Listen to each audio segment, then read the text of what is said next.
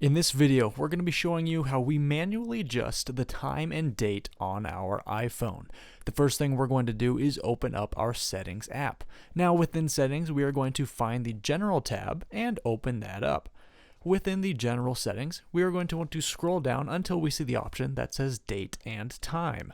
Upon opening up the date and time, we are going to be brought to another menu with quite a few options. Now on our phone, we do have it set to a 24-hour clock. We're going to switch that off just for the sake of this video. So popping that off, you can see that does revert back to an AM/PM clock. We also have our phone set to set automatically for the time, and we will turn that off so we can access the manual settings.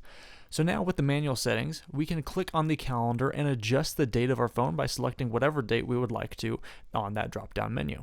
Additionally, we can do the same thing with the time. We can change the time to whatever we would like it to.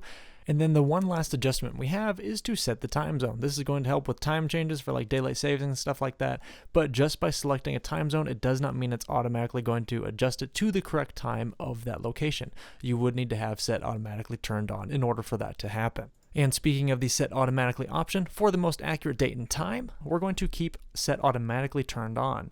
And just a reminder for us, this is only going to update when our iPhone has internet connection through Wi-Fi or cellular. Also in airplane mode, it's not going to update unless we reconnect to Wi-Fi or turn the airplane mode off. If you found this video helpful, it'd mean a lot if you could hit that like and subscribe.